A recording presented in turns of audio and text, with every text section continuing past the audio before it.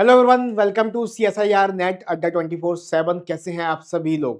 तो आप सभी के लिए आज से एक नई सीरीज शुरू करने वाला हूं, क्योंकि आप सभी स्टूडेंट्स की एक प्रॉब्लम थी कि अब एग्जाम में बहुत कम टाइम बचा है, 10 दिन बचे हैं। जनरल एप्टीट्यूड को कैसे सॉल्व किया जाए? तो नंबर ऑफ क्वेश्चंस की प्रैक्टिस हम लोग मैक्स टू मैक्स कर रहे हैं 10 बजे वाली क्लास में। लेकिन कॉन्सेप्ट जो बचे हुए हैं, जिन बच्चों को बिल्कुल कॉन्सेप्ट के बारे में नहीं पता, उसके लिए क्या किया जाए कि कम टाइम में आप सीख पाए। तो मैं आपके सामने एक नई सीरीज लेकर आ रहा हूं, द 10 मिनट शो। इसमें हम लोग क्या करेंगे, आपको कोई एक्स्ट्रा टाइम नहीं देना। 10 डेज में 10 इंपोर्टेंट टॉपिक्स के कॉन्सेप्ट सीख लेंगे। जैसे कि आज हमारा ब्लड रिलेशन है, तो आप प्रीवियस पेपर में देखोगे ब्लड रिलेशन का एक क्वेश्चन आपका एग्जाम में आता ही है। तो हम आज के इस सेशन में 10 मिनट शो में ब्लड रिलेशन के कैसे डील करना है, क्या कॉन्सेप्ट होता है, सारी चीजें बेसिक पर बात करेंगे। एक दो क्वेश्चन प्रैक्टिस के लिए कर भी लेंगे। ठीक है, तो चलिए शुरुआत करते हैं। तो ये 10 मिनट आप कभी भी, जैसे आप चाय पी रहे हैं तो चाय पीते पीते रील्स देखते हैं ना, तो उस रील्स की जगह इस वीडियो को देख लेना, आपको क्लियर होगा। तो रेगुलर लेकर आएंगे, तो इस सेशन को ज्यादा से ज्यादा शेयर करना। स्टार्ट करते हैं सेशन को। और अगर आपको अच्छा लगे और भी टॉपिक्स कौन कौन सा चाहते हैं, आप मुझे कमेंट में बता सकते हैं।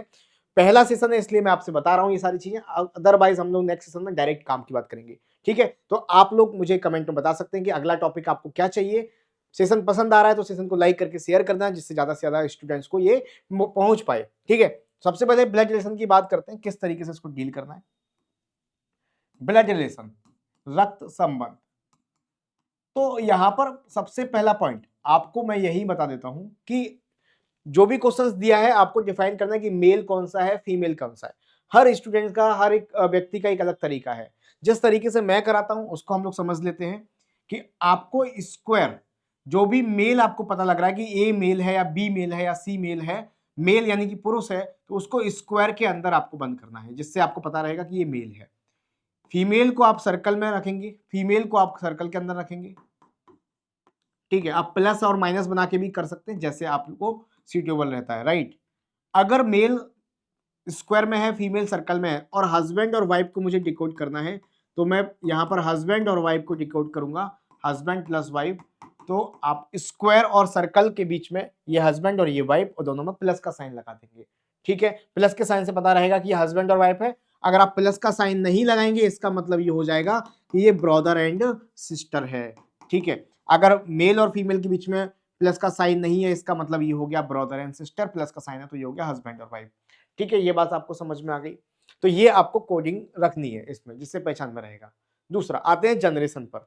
कभी भी डायरेक्ट नहीं जाना। जैसे कि आपसे बोला जाए कि जो ए है, बी की सास है, बी की सास है। ठीक है, ए जो है बी की सास है ना, मदर इन लॉ है। तो बी की सास को डायरेक्टली ऐसे ए ऊपर नहीं रखना, कंफ्यूजन होता है। तो कैसे रखना है कि बी अगर यहां पर है, मान लो बी अगर मेल है, तो बी की सास कौन होगी? बी की वाइफ की मदर, यही तो होगी। तो ऐसे डिकोड करना है कि बी अगर मेल है तो बी की सास कौन होगी? बी की वाइफ की मदर। तो मदर इसके ऊपर आएगा, तो ये इसकी सास इनडायरेक्टली आपको दिखेगी। तो इस तरह सीक्वेंस वाइज आपको पैटर्न में रखना है, इजीली हो जाएगा, कंफ्यूजन नहीं होगा। अगर मान लेते हैं कि बी अगर फीमेल होती, तो बी अगर फीमेल होती तो भी वही पैटर्न रहता, क्योंकि बी की सास कौन लगेगी? अपने हस्बैंड की मदर लगेगी। तो हस्बैंड की मदर इसके ऊपर रखा जाएगा। ठीक है, इस चीज को और डिटेलिंग में समझते हैं। आज हमारा फोकस है, तो इस 10 मिनट में पूरे बेसिक को समझ लेते हैं। जनरेशंस को आपको जनरेशंस के अकॉर्डिंग रखना है, स्टेज वाइज। जैसे कि मान लो कि यहां पर मैं हूं, मैं एक मेल हूं, तो मैंने मान लिया कि यहां मैं हूं, तो मैं अपने साथ वाली जनरेशन को अपने बराबर में रखूंगा। जैसे मैं अपनी पत्नी को, वाइफ को रखूंगा अपने साथ, और वाइफ में प्लस का साइन रहेगा। अगर मेरा कोई भाई है तो भाई को अपने साथ में रखूंगा, मेरी कोई बहन है तो बहन को अपने साथ रखूंगा। ठीक है, इस तरीके से भाई बहन होगा। अगर मेरी साली है तो साली को डायरेक्ट अपने पास में ऐसे नहीं रखूंगा।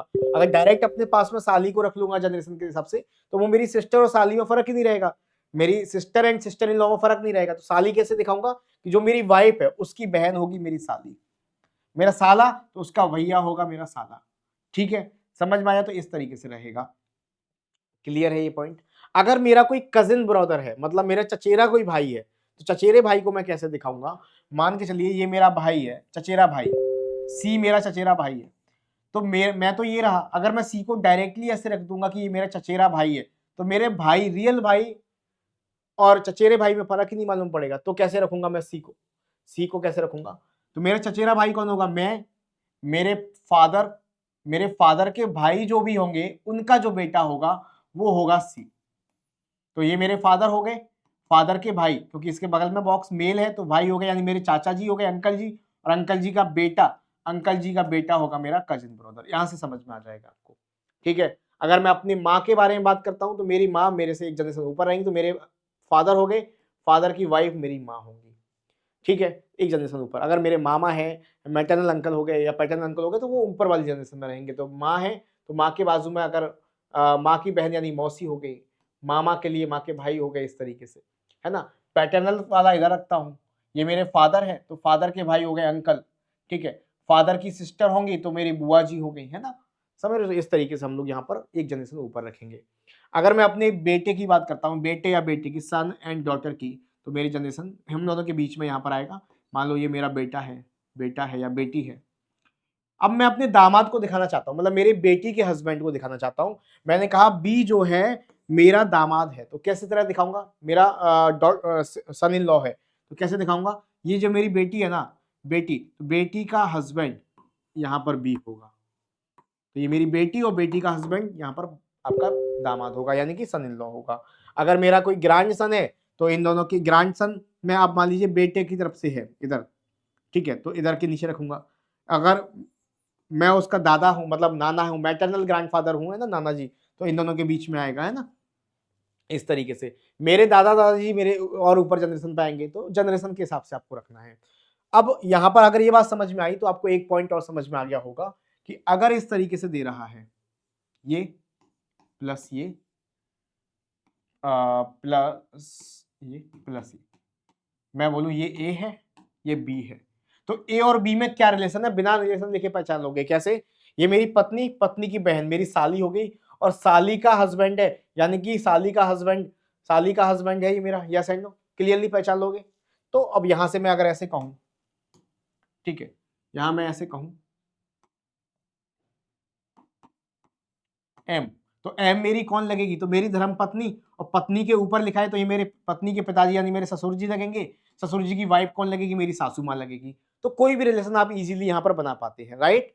चलिए, तो उम्मीद है ये आपको रिलेशन समझ में आए होंगे, डायग्राम समझ में आए होंगे। अब जैसे आपको एक क्वेश्चन दे रहा है उससे प्रैक्टिस हो जाएगा आपका, एक क्वेश्चन से हम लोग प्रैक्टिस यहाँ पर कर लेते हैं फटाफट से, ठीक है। चलिए, तो आप सभी भी इसको ट्राई करेंगे, पोज करके आपकी प्रैक्टिस हो जाएगी। तो देखो क्या कहा गया है, T is sister of D, T कौन है, सिस्टर ऑफ डी, डी की सिस्टर है, टी जो है डी की सिस्टर है, सिस्टर ऑफ डी, सिस्टर है तो फीमेल होगी, यानी कि टी को हमने सर्कल में रख दिया, T is sister of D. D is married to P, D is married to P, D की शादी पी से हुई है, शादी हुई है तो प्लस का साइन लगा दो। मेल और फीमेल अभी क्लियर नहीं है, अब क्लियर हो रहा है। P is the son of M, P is the son of M, P जो है बेटा है एम का, तो बेटा है तो मेल होगा किसका, एम का, तो एम इसके ऊपर आएगा। अभी एम का जेंडर क्लियर नहीं, अगर ये मेल है तो ये फीमेल ही होगी क्योंकि हस्बैंड और वाइफ होगी फिर ये। T is mother of J, T जो है जे की माँ है, तो जे की माँ है तो जे नीचे आएगा यहां पर।